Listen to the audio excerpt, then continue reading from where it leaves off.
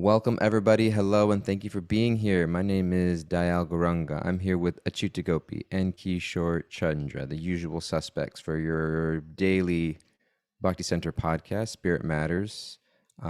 Super glad and happy to be here with our live virtual studio audience. Always happy to see friendly faces here and wherever you're tuning in from. Thanks so much for being here. This is just your daily check-in. We just check in with each other, check in with people. We need it more often. Life is getting pretty crazy out there, and we just want to make sure that we stay grounded, stay connected, stay nourished, stay reflective and introspective, and yeah, reflect on spiritual truth and how it guides our lives. So first and foremost, how you guys doing? I'm doing great. I'm in Brazil. Kishore Chandra's in Brazil. Great.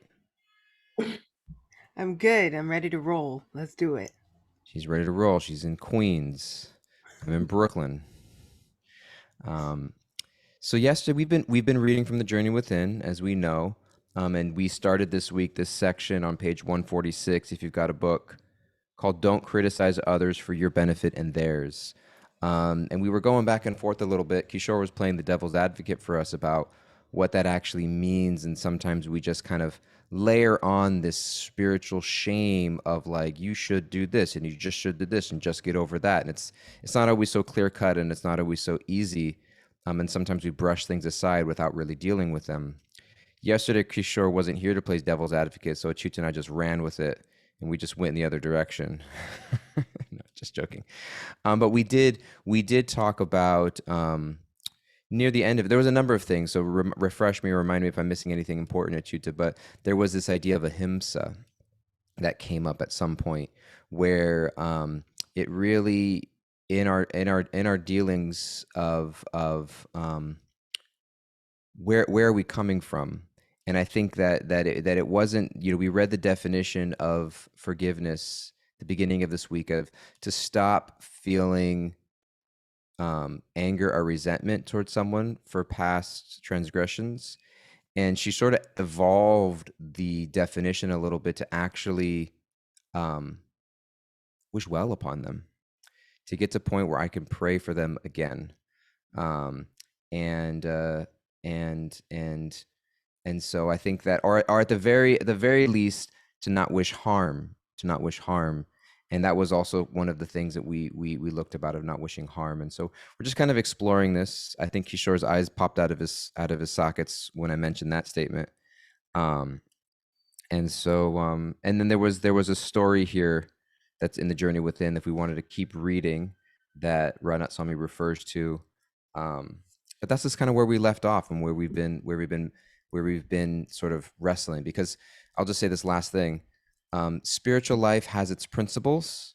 Spiritual life has its principles, and then it has its unique applications in our lives. And sometimes we just read the principles and we think that just it gets whitewashed, applied to all of us in the same way, at the same time, in the same circumstances, and it's just not true.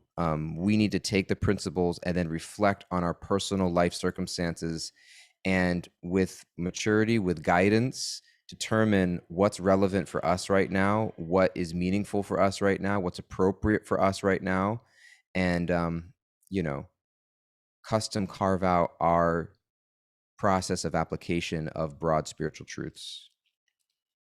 So that's what we're here for. Kishore's like, that sounds a little more reasonable. It does. That sounds a little more That reasonable. sounds a little more reasonable. Thank you. We can still be friends.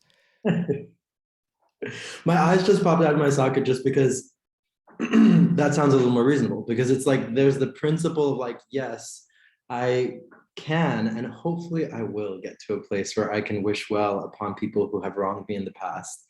And that is my Mm, deepest hope.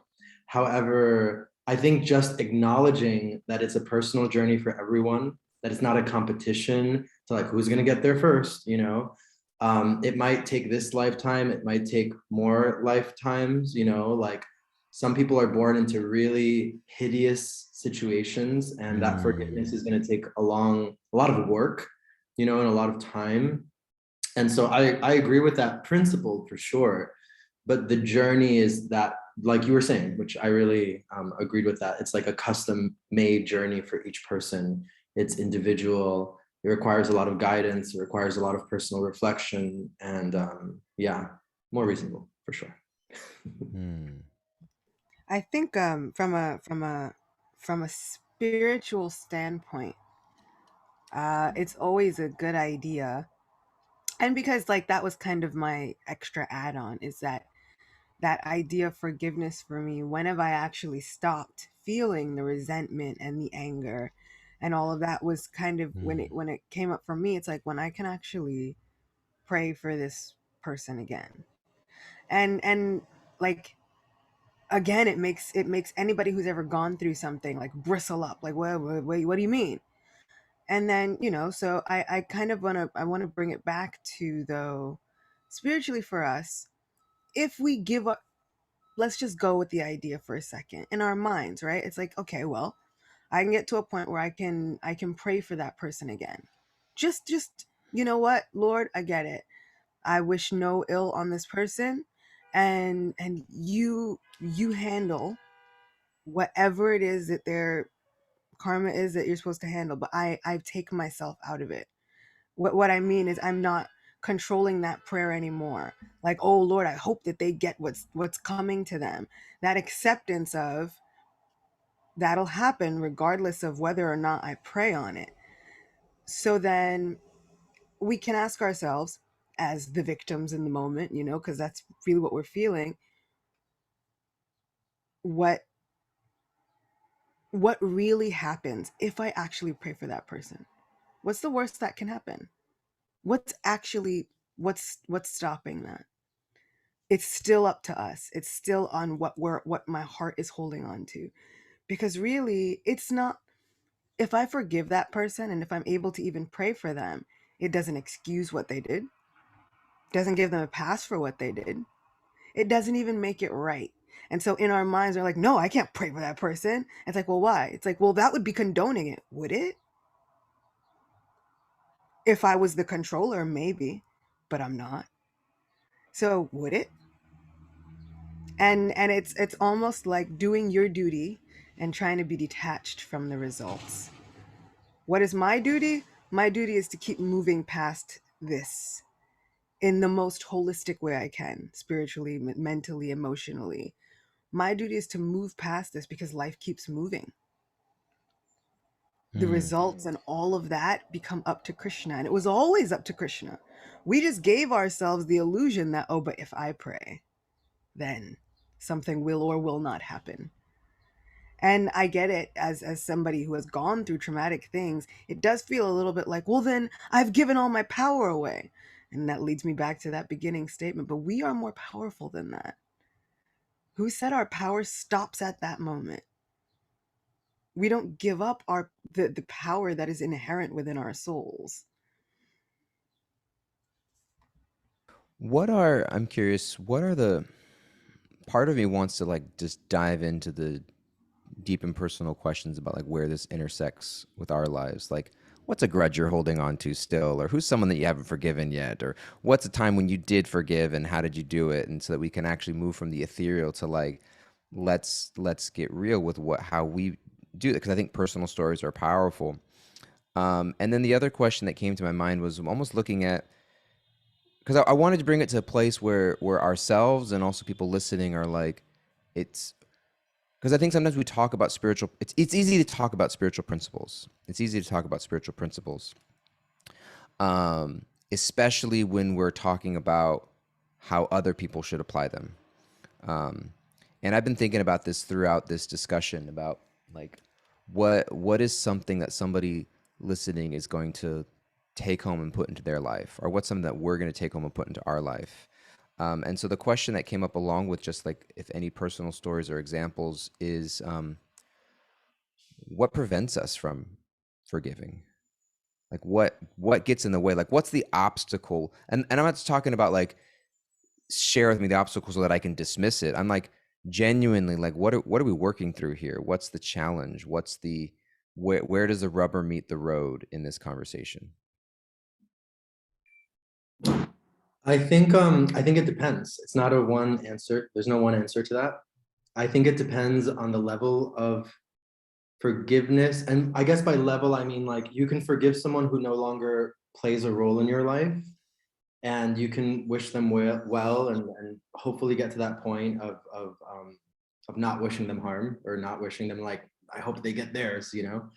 But that person might not be playing a role in your life anymore, which in my opinion is easier.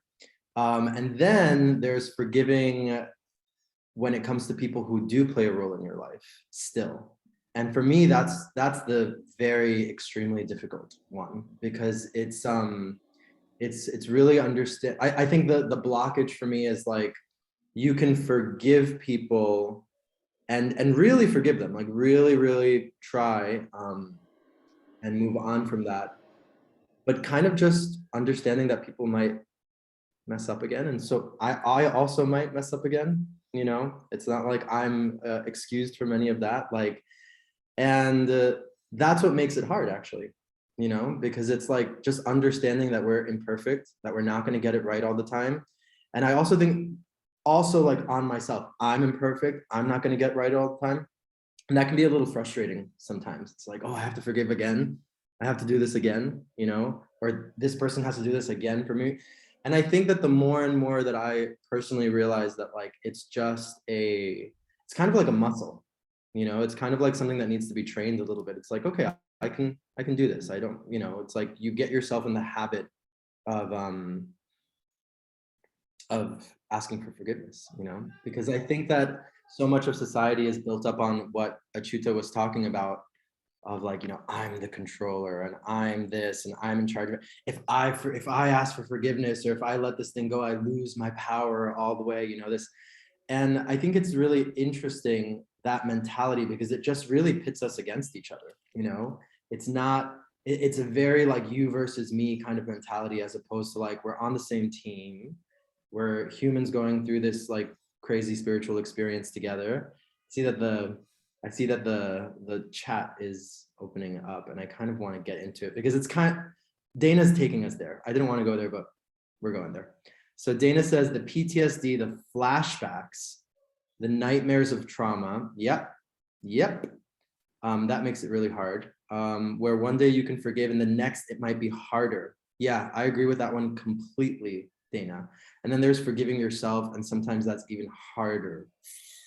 And that's kind of just to wrap up what I'm saying. What Dana is saying, I have a lot of those experiences, and it's not like the oppression Olympics, or like I have more than you in this, whatever, because everyone's suffering is valid. But I think what Dana's hitting a really important point, which is kind of what I wanted to hit, that it's not a straight line journey from A to B. That's what makes it very difficult. It's like, I might have forgiveness in my heart one day, and then it'll like get really muddy the next day in terms of like a trauma comes up or a memory comes up, or it's like, oh, they did that to me. And then the next day it might come up and I might feel, you know, I've had this happen. I'm like in front of the deity and I'm just like, God, you know, like I'm letting all this go. I'm giving it to you, Krishna, and like, whatever, you'll take care of the situation. I forgive them. And then the next day, or like, you know, I'm exaggerating, maybe like a few days or a month, it might be like, screw them, you know, like this and this and this. So the fact that it's a very winding road can sometimes be very difficult, because I think our mind tries to just want it to be like, and I forgive them, the end, you know, they lived happily ever after. And it doesn't go that way. It's quite a winding journey, a maneuvering through what Dana was bringing up, like all these different trauma that lives in the heart, trauma that lives in the body, the memories, the flashbacks, all of this kind of stuff, you know. And of course that will be up and down depending on how intense the trauma was. And I'll say one last thing. I don't know if you brought this up yesterday, but Doyal, you shared this with me and Achuta on Instagram, and I really liked this. It was by your friend Vex King. And he said, be mature enough to forgive people, but wise enough to know that they don't always need to play an active role in your life. And for me, that's a huge blockage of forgiveness. I might be able to forgive the person, but knowing when and how they should play an active role in my life, if they no longer need to play an active role in my life, if they don't need to play an active role in my life, going through the motions of moving them out of my life, if they do play an active role in my life, how active is that role? How are the boundaries set up? how close is it to me? Are they over there? Are they over here? That's the hard part, I think, for me. Lots of hard.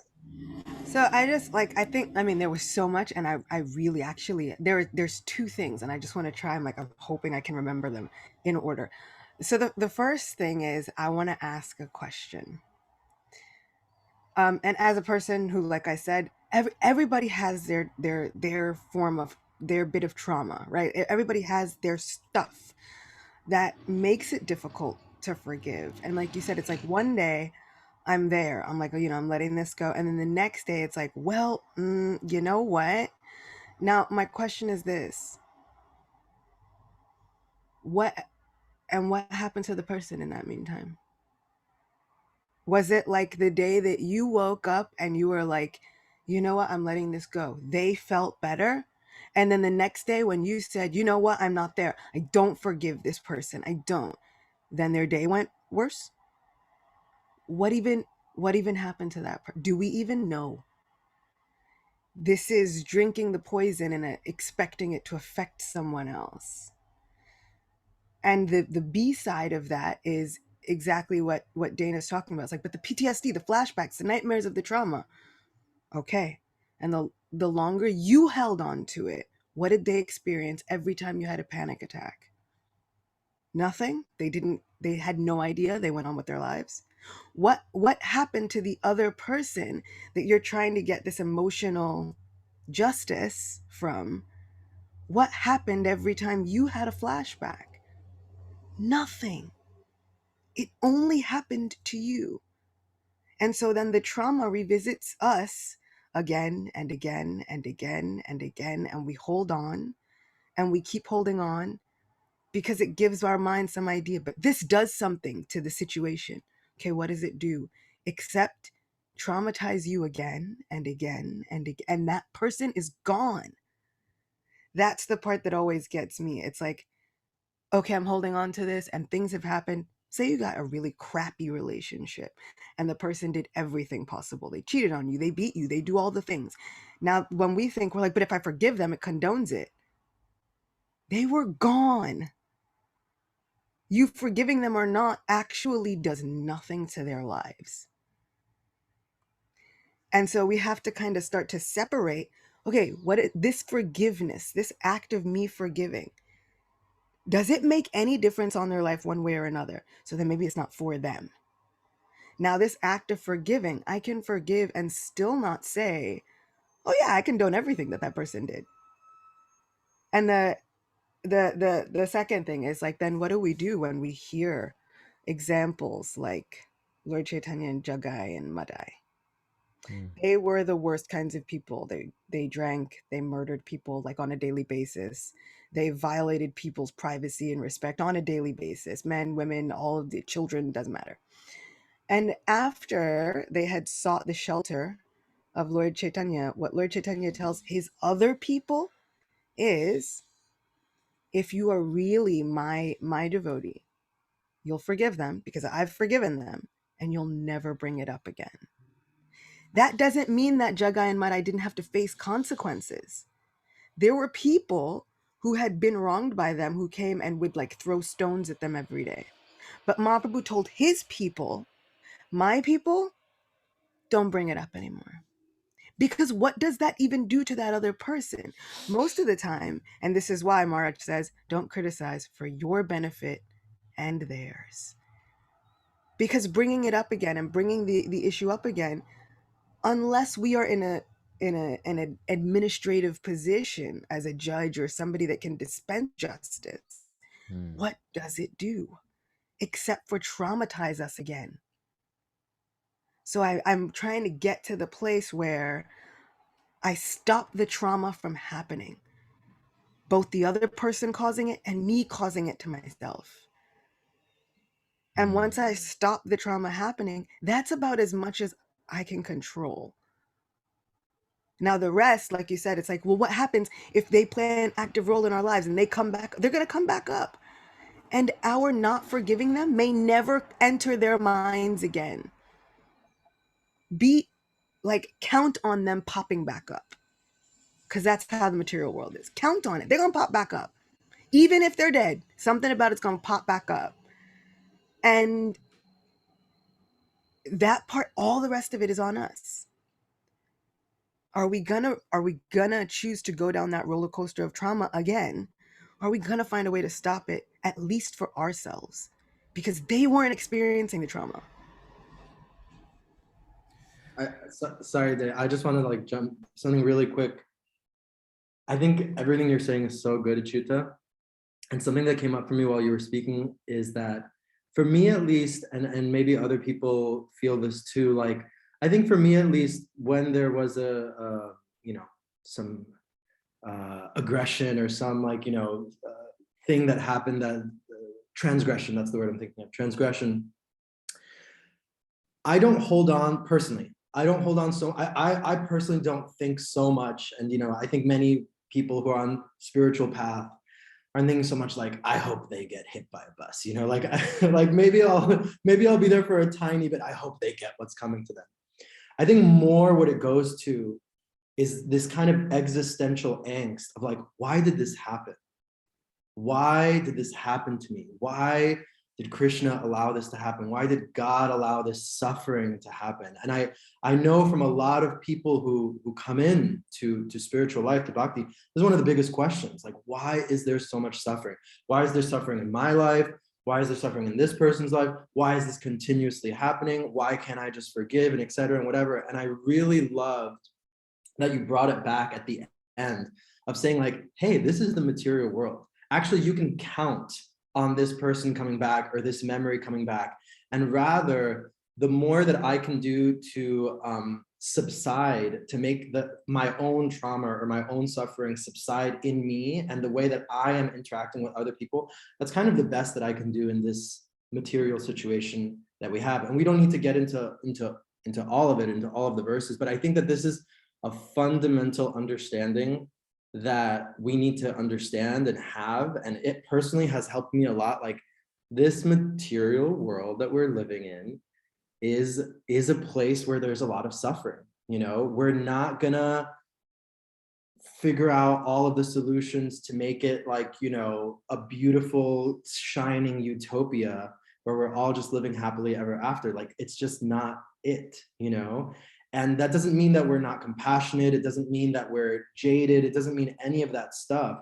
But just having that basic understanding, I think, is super fundamental, because then it shifts what you were saying, Achuta. It starts to shift of like, okay, if I understand that this is the way that things are, then what can I do to at least have some control over the choices that I make? Whether I'm going to suffer more or whether I'm going to suffer less, whether I'm going to make the people around me suffer more or whether it's going to be less. But I can count on stuff still coming. Rather, what I can change is my mood around it, my mindset around it, the tools that I get.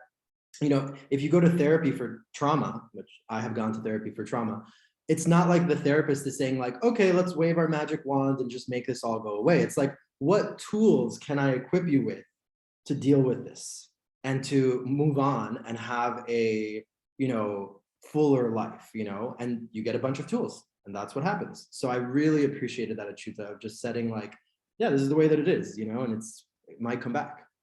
Terms and conditions apply. Terms and conditions apply. Read your material world terms and conditions, people. We've all like accepted the app already. They're like, there's an upgrade. And we're like, accept, no problem. And we're like, and then we're like, well, why did God put all this suffering on me? And God's like, do you see what happened when I came to the material world? Terms and conditions, guys. Like, there was still suffering. There's been suffering from the beginning of time. It's like, well, what's my solution? This is a terrible, broken system. How do I fix it? And Srila Prabhupada is constantly like, yes, get out. Yeah, no, yeah, don't stay there. It's built so that eventually that suffering will force you to think, well, I don't want to be in this situation anymore. Krishna doesn't want you in this situation anymore. Krishna is trying also, like, guys, we're all making the best use of a bad bargain all the time. Radhanath Maharaj just gave a lecture in Mumbai the other day, and he said there was one line that he said, on one hand, Srila Prabhupada made this line. It's so pessimistic. He's like, and on the other hand, it was actually kind of blissful. And he was saying that Srila Prabhupada, the sentence was, Vaishnavas constantly expect trouble. They expect suffering. Suffering is the norm. So he's saying, on one hand, that sounds completely pessimistic. He's like, but on another hand, it's completely realistic. Because if you expect the suffering, that's the one thing that is for sure here in this place. There is suffering coming. If you expect the suffering, everything else is kind of like a happy surprise when it doesn't happen. And then if it does happen, it's what's been happening. And so that equipping ourselves with the tools is a lifelong process. And it's not like a one-stop shop. I've done it. I took the course. I got my certificate. It keeps coming. And then it comes back up again. And just when you thought you've killed it, it comes back up again. Like he always gives the analogy of like ravenous heads. Until you let it go heart deep, the issue it comes up again. It's the material world. When we start expecting that, then it's a little bit different. It's like, well, again, there's a tragedy in the world. It's like that's been happening. There's tragedies when Jesus was here. There were tragedies when Muhammad was here. It's like no spiritual one figure on the planet has ever stopped all the tragedies happening.